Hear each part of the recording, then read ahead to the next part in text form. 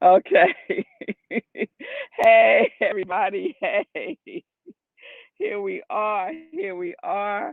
I hope that you can hear me and see me because I'm in the car. I'm in the car today, as you can see.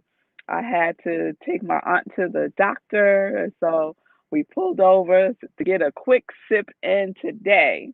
So, good day, everybody, and welcome to Morning Sip with Rev Melissa. It's good to be with you all. So, let's get right into it. We are in our integrity series, and integrity is a state of being whole, undivided, and fresh. Whole, undivided, and fresh. All right? And so we started talking about integrity with listening within. So I asked, where are you listening from? Right? Are you listening from the place that is untouched, undivided, that is whole? Are you listening from the place that has never been hurt, harmed, or endangered in any way? Where are you listening from? Right? And then yesterday we talked about integrity with action, that we have to be in action. Once we make the choice, we have to go into action, right? And I shared the story, actually the story 2 days in a row from Book of Awakenings with Mark Nepo about the confused man who asked the sage, and the sage asked him if he's a boat or if he's a map. And the man made the choice to be a boat. And what we said yesterday was it didn't matter which one he chose, the boat or the map. What mattered was that he made a choice and he took action once he made that choice. So today we're going to talk about integrity with trust. Integrity with trust. And so I want to give a definition for trust. Trust is defined as reliance on integrity, reliance on the integrity, strength, ability, surety of a person or thing, confidence, a person on whom or a thing on which one relies. So, what are you relying upon, right? The reliance on the integrity. So, the reliance on the wholeness, right? The reliance on that which is undivided, that which is untouched. Yes, that's what we are trusting in, right? That inner dwelling, that inner source that knows all that there is to know about all of you, right? There is nothing that is left out, and we know already that we have everything that we need. Yes? All right.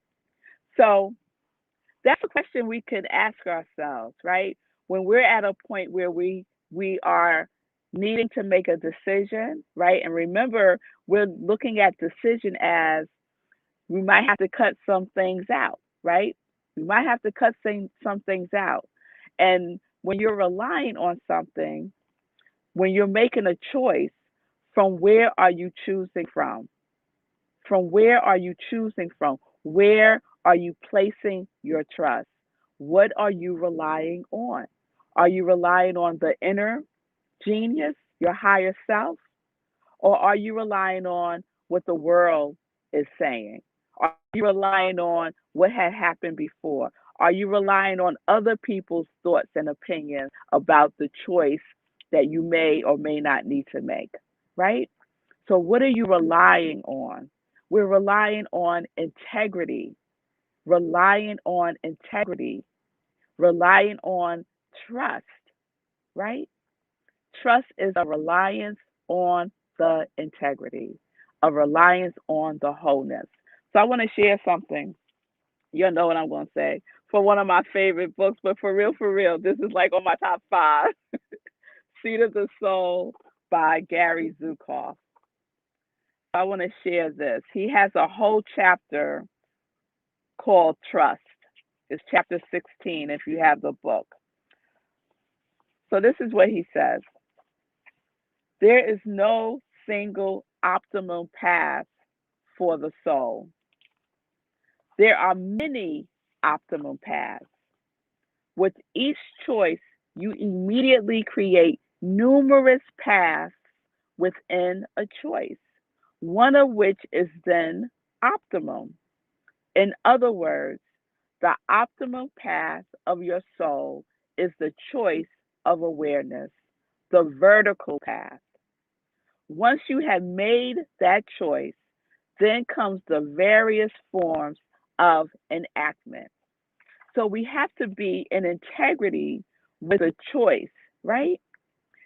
To select from a number of possibilities, the boat or the map, right? A number of possibilities, right? And once we make that choice, once we make that determination of what it is that we are choosing from a place of relying on, trusting our inner knowing, then all kinds of possibilities and opportunities open up. But when we don't do that, everything is closed. Nothing is open. You feel stuck, right? So the first thing that we have to do is choose. The first thing we have to do is make a choice. And when I speak about making a choice, I'm talking about a state of consciousness. Michael Bernard Beckwith said, choice is a state of consciousness, regardless of the circumstances. You're choosing a state of consciousness, regardless of the circumstances. So, with integrity, with trust, the state of consciousness is a state of consciousness of wholeness, of oneness, right? So, when we are connected and in alignment with that, then everything opens up, y'all. Everything opens up. Many paths, right? Gary said, one of which then is optimum. The optimum path of your soul is the choice of awareness, the vertical path.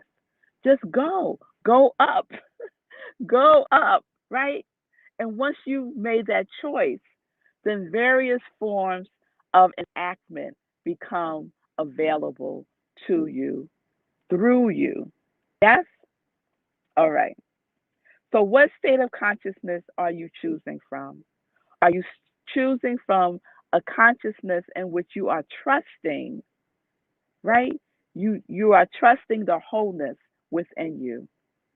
It's a place of trust, not fear, right? A place of faith, a place of reliance, right? Reliance on that which is undivided, untouched, and whole. I love that. I love that. The other part that I want to share with Gary says in Seat of the Soul, he writes, when you depend entirely upon the ability of your personality.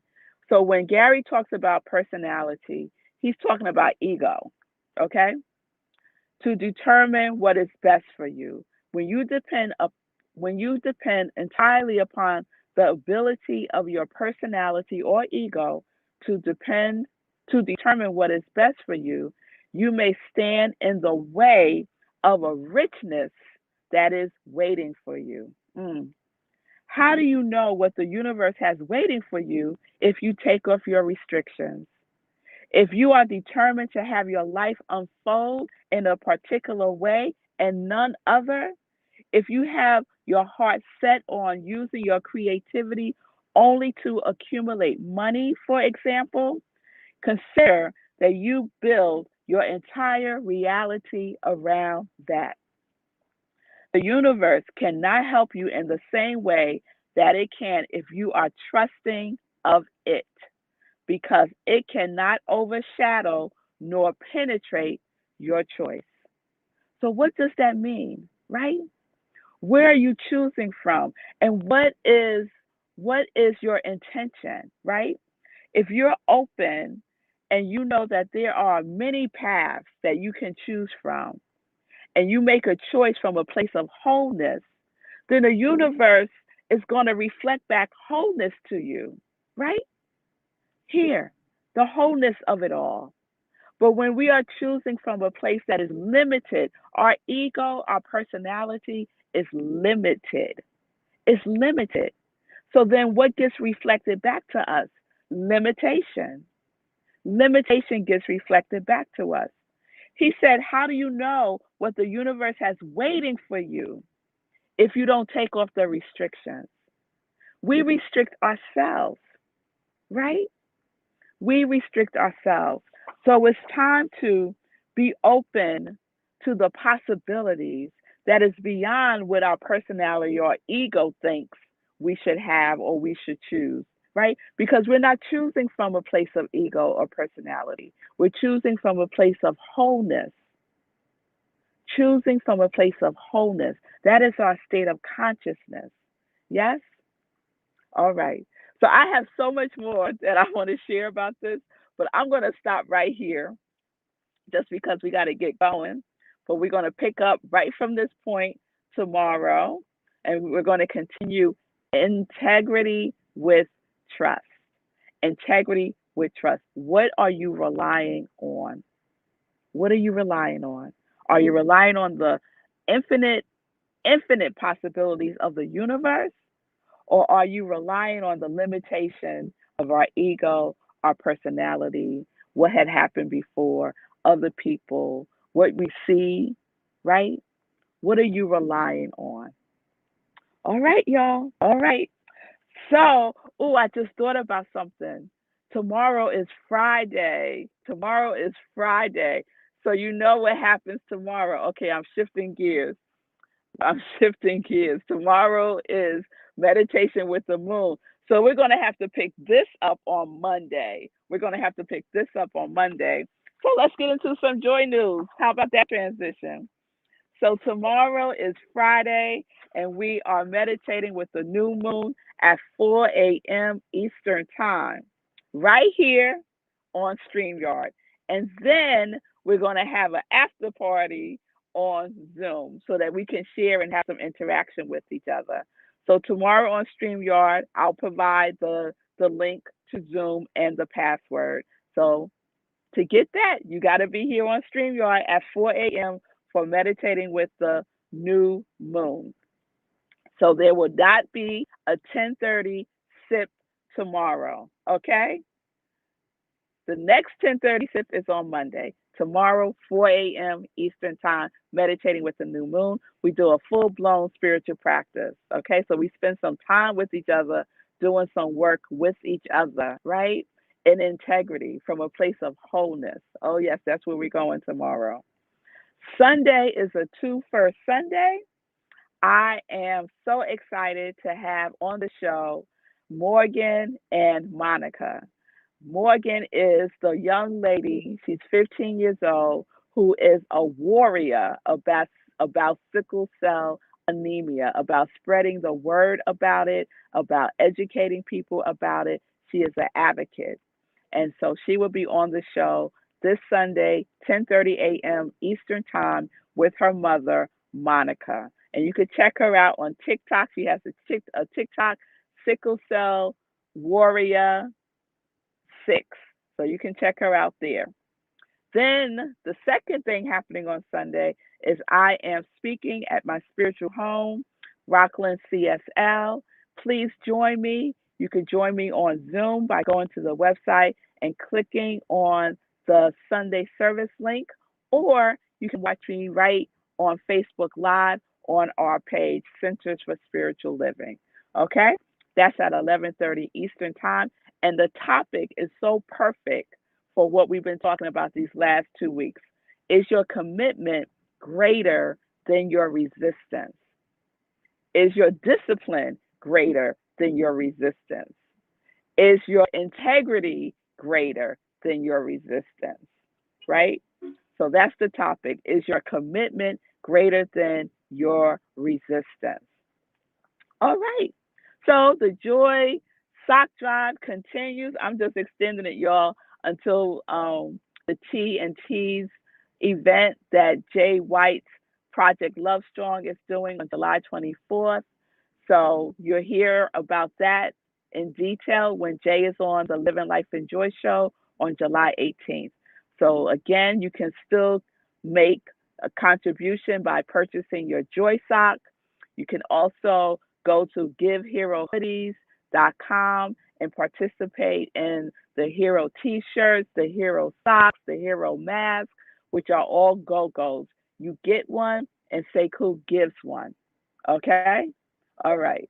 So 100% of the proceeds of the Joy socks will be going to the hero movement, and contributions will be made to organizations who support the unhoused. All right? All right. So we already met your goal. We already met our goal of 10, and we are now in the overflow at 12. So we could keep it going, y'all. Go to my Etsy store, I am Rev Melissa, and make your purchase there. All right. So I'm not going to bring up Say Cool because we got to run. We got to run. So I hope that this was good for you. It was good for me in the car, doing what we got to do, right? Doing what we got to do. So everyone have a wonderful day. I hope to see you tomorrow at 4 a.m. for Meditating with the Moon. Be well. Peace and blessings. Peace and justice. We're living life in joy, connected to our yes.